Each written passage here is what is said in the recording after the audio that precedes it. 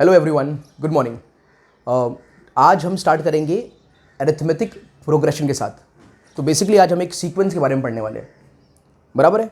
और ये सीक्वेंस का नाम है अरिथमेटिक प्रोग्रेशन, इन शॉर्ट बोले तो एपी। तो ऐसे एक सीक्वेंस के बारे में पढ़ने वाले हैं। तो ये नंबर्स का सीक्वेंस होता है।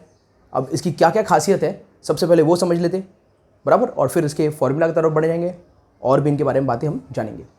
तो guys let us start with arithmetic progression. Okay, तो पहले डेफिनेशन की तरफ बढ़ लेते हैं इसके। इस डेफिनेशन को हम बहुत अलग अलग तरीके से बोल सकते हैं। एक सिंपल सा तरीका ढूंढा है इस डेफिनेशन के लिए कि भाई ये एक सीक्वेंस है नंबर का, दिख रहा है ये सीक्वेंस नंबर का, ये सीक्वेंस है क्या, किसका, नंबर्स का। तो ये एक नंबर का सीक्वेंस है जिसके अंदर जो डिफरेंस रहता है दो कंसेक्यूटिव टर्म के बीच में, जो डिफरेंस होता है दो कंसेक्यूटिव टर्म के बीच में, वो हमेशा क्या होता है, सेम होता है। तो एक ऐसा सीक्वेंस कि अगर दो कंसेक्यूटिव टर्म के बीच में हम डिफरेंस निकालें तो क्या आएगा, वो सेम आएगा, वो कांस्टेंट आएगा। Is that clear? उसे हम कॉमन डिफरेंस भी कहते हैं। क्या कहते हैं? Common difference. जैसे कि मान लो, जैसे ये दिख रहा है आपको, ये सीक्वेंस है, दिखा? तो ये फर्स्ट टर्म ये सीक्वेंस का ये हुआ, सेकेंड टर्म सीक्वेंस का 2 हुआ।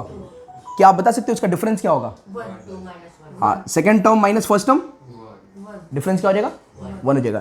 Third term minus second term, fourth term minus third term. तो यहाँ पर कॉमन डिफरेंस क्या है? यस, तो यहाँ पर डिफरेंस जो है ये 1 है। तो क्या ये सीक्वेंस हम कह सकते हैं एपी है? हाँ, ये सीक्वेंस एपी होगा। सिमिलरली यहाँ पर देख लो, कॉमन डिफरेंस क्या है? कॉमन डिफरेंस क्या है? कॉमन डिफरेंस क्या है? तो यहाँ पर कॉमन डिफरेंस क्या है? 0 है। तो क्या ये एपी है? बिल्कुल एपी है। कॉमन डिफरेंस कांस्टेंट रहा तो वो एपी होगा, कॉमन डिफरेंस कांस्टेंट नहीं रहा तो एपी नहीं होगा। अच्छा, यहाँ देख लेते, second term minus first term करो। Second term minus first term, हाँ देखो, सेकेंड टर्म कौन है? -2 है।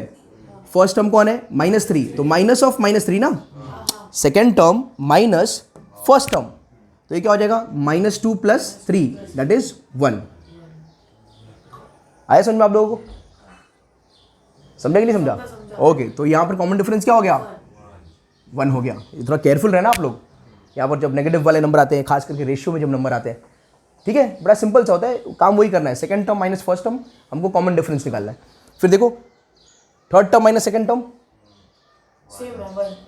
अरे अच्छा, 0 - 1 1, 0 - -1, तो 0 + 1, और 0 + 1 इज 1। समझ में आ रहा है?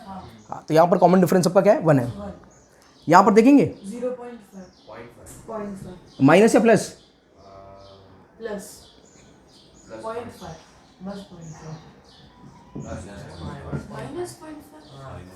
सेकेंड, और क्या बोलेंगे तुम लोग यार?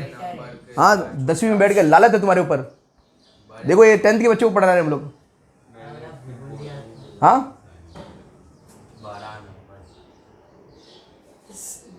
सोए पड़े हो? तू तो कुछ बोलता ही नहीं है। अच्छा, मैं तू बोलेगा तो मैं चलाऊंगा। क्यों चलाएगा? हिला दे भाई, तू हिला दे। चल ठीक है। -1.5 -1, तो माइनस ऑफ -1 ना, -1 कितना हो गया? ये +1 हो जाएगा। तो ये कितना जाएगा? पॉइंट और माइनस साइन। सिमिलरली -2 -1.5 -0.5, -2.5 -2 -0.5, करेक्ट है? तो यहाँ पर भी कॉमन। अच्छा, तो पॉजिटिव है ये। अच्छा, ये -1.5 -1 पॉजिटिव आएगा। देखा, बोला तूने ना, बराबर। सेम वही हालत है पॉलिटिकल पार्टी का। चलो ठीक है, समझ में आ रहा है क्या? तो इन चारों सीक्वेंस आपने क्या देखा कि there is a common difference. Difference जो है कॉमन है, डिफरेंस जो है कंसेक्यूटिव टर्म के बीच का जो डिफरेंस है वो कॉमन है। तो क्या ये सबके सब सीक्वेंस एपी है? ये सारे के सारे सीक्वेंस एपी होंगे, ठीक है? तो कौन से सीक्वेंस एपी नहीं होंगे? जैसे एक 5th वाला एग्जांपल ले लूँ, जैसा 1 ले लिया, रैंडम ले रहा हूँ, ये 7 ले लिया, ये 9 ले लिया, ये 12 ले लिया, तो देखो 7 माइनस 1, यहाँ का डिफरेंस 6 है, 9 माइनस 7 2, क्या डिफरेंस सेम है? कंसेक्यूटिव टर्म का भी डिफरेंस सेम, तो क्या ये AP होगा? ये AP नहीं होगा। आगे क्लियर हो गया? So this will not be AP, ये सीक्वेंस AP, बाकी ये चारों सीक्वेंस AP है, ऊपर के चारों सीक्वेंस AP है, ये AP नहीं है। क्लियर हो गया चीज़? अब चलते हैं हम लोग जनरल फॉर्म ऑफ AP की तरफ। AP का जनरल फॉर्म, तो गाइज अगर पहला टर्म आप A ले रहे हो तो दूसरा टर्म क्या होगा? First term plus difference, first term plus common difference. Third term क्या होगा? First term plus twice of common difference. Next first term plus ट्राइस of common difference. समझ में आया क्या? तो इस तरह से आप इस्तेमाल इसको कर सकते हो। Is that clear? इसका एक और तरीका है बच्चों, इसको ऐसा भी लिख सकते हैं हम लोग, जैसे कि अगर मुझे सेकंड टर्म लिखना है A2, तो A2 तो हो जाएगा A प्लस D, ये फर्स्ट टर्म और ये कॉमन डिफरेंस। अगर मुझे A3 लिखना है तो इसको ऐसा भी लिख सकता हूँ A2 प्लस D, आप ऐसे भी लिख सकते हो, D को बढ़ाते जाओ, या A3 क्या होगा? A2 मतलब सेकंड टर्म प्लस डिफरेंस, तो ही तो मिलेगा third term, second term plus, तो ही कौन मिलेगा अपने को? Third term. और A4 कैसे लिख सकते हैं? A3 plus D, A3 plus D। आ रहा है समझ में? ऐसे हम लोग लिख सकते हैं इन चीज़ों को। तो ऐसे भी आप कंसेक्यूटिव टर्म को डिनोट कर सकते हो, या ऐसे भी डिनोट कर सकते हो, कोई प्रॉब्लम नहीं है। ओके गाइस, यहाँ पर एक बार और आ जाते हैं। यहाँ पर हमने क्या देखा? D हमारा क्या पॉजिटिव हो सकता है?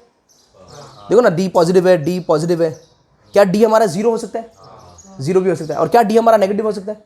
हाँ, तो कॉमन डिफरेंस कुछ भी हो सकता है, पॉजिटिव में भी हो सकता है, नेगेटिव में भी हो सकता है, और 0 भी हो सकता है। Is that clear? जब 0 होगा ना तो इसका एक सिग्निफिकेंस है। अगर कॉमन डिफरेंस 0 रहा तो इसका एक सिग्निफिकेंस है। क्या सिग्निफिकेंस है? कि वो सीक्वेंस तो नहीं कहलाएगा, लेकिन वो सीक्वेंस नहीं, अबे सीक्वेंस है, ये सीक्वेंस ही है एक, लेकिन उसका कोई प्रोग्रेशन नहीं होगा, उसका कोई प्रोग्रेशन नहीं हो रहा है। अरे मतलब कोई भी टर्म ढूंढो उसमें क्या होगा? 2 ही होगा। उसका कोई भी टर्म ढूंढो क्या होगा? वो 2 ही होगा। अगर 3 में रहा तो 3 होगा। तो अगर ये डिफरेंस अगर 0 आ जाता है बराबर, तो काम ही खत्म, आपको कुछ करना ही नहीं है।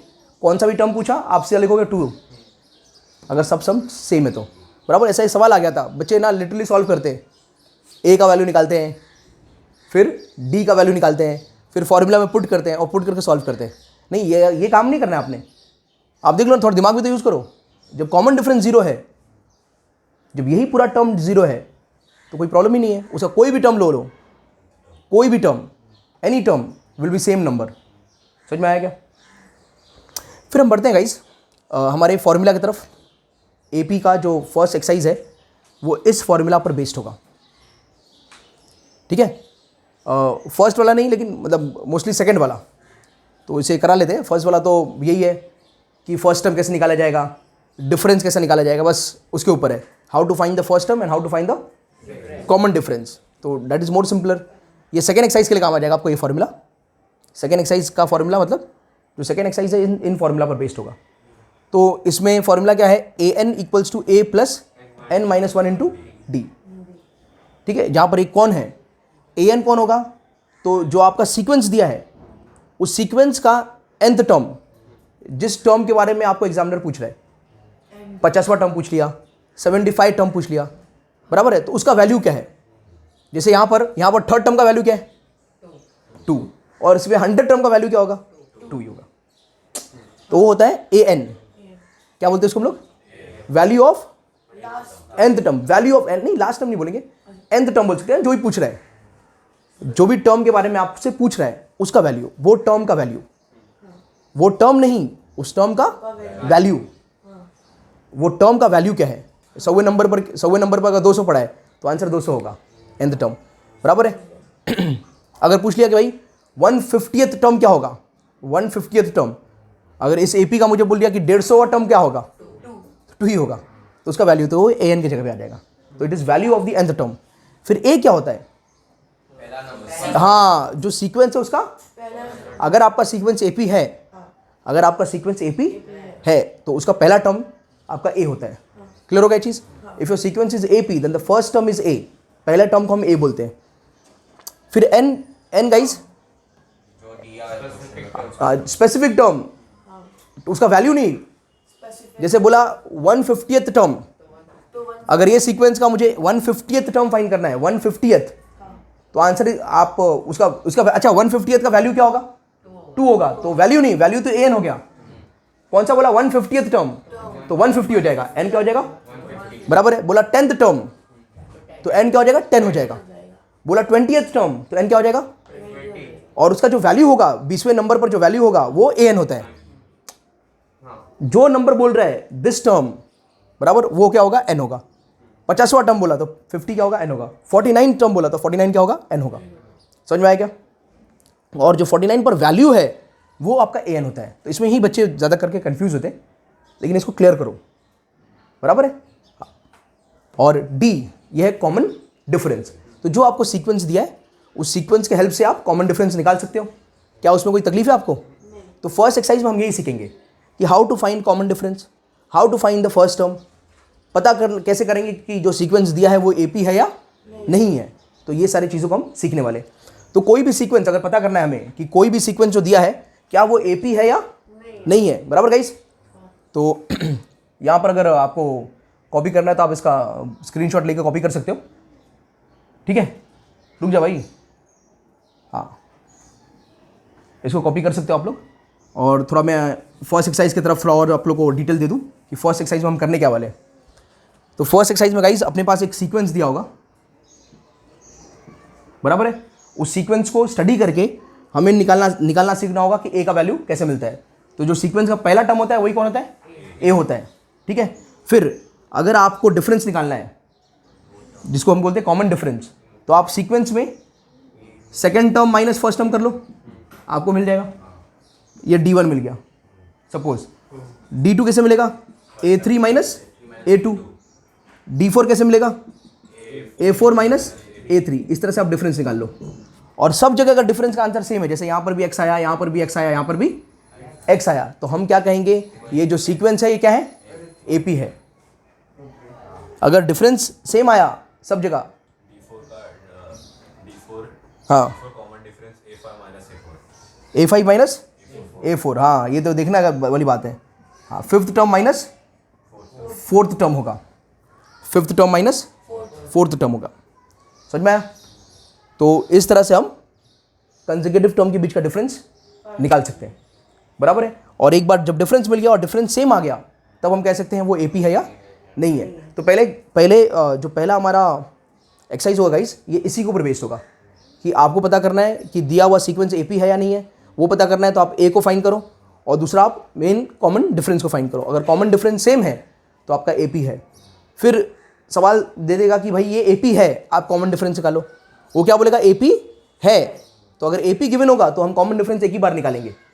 अगर AP प्रूफ करना होगा कि AP है या नहीं है तो कॉमन डिफरेंस जितने भी सीक्वेंस है सबके कॉमन डिफरेंस निकाल लो। तो देखते हैं एक्सरसाइज में कैसे सम्स है, उसको हम सॉल्व करेंगे, ठीक है। एक सेकंड, थोड़ा इस पर भी आ जाते।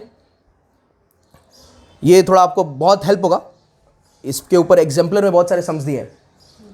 जैसे कि कई बार जब सम्स आते हैं ना तो आप लोग इस तरह से इस्तेमाल कर लेते हो। जब ऐसे इस्तेमाल करोगे ना तो 2 अननोन हो जाते हैं कंसेक्यूटिव टर्म को, और ये 2 अननोन हमको ट्रबल करते हैं।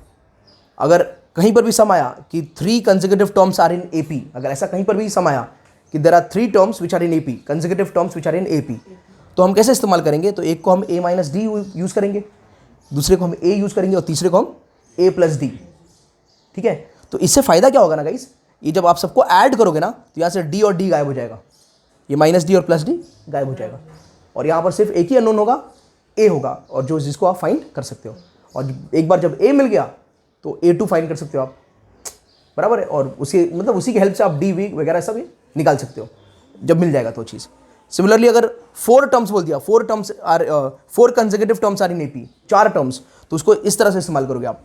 एक को ले लोगे A माइनस 3D, एक को लोगे A माइनस D, एक को लोगे A प्लस D, एक को लोगे A माइनस 3D।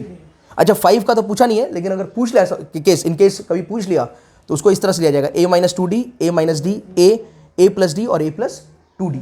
बराबर गाइस। तो अगर ऐसे सम्स आ रहे हैं तो आप ऐसे इस्तेमाल मत करना, ये बड़ा इंपॉर्टेंट पार्ट है, ये पार्ट बहुत इंपॉर्टेंट है।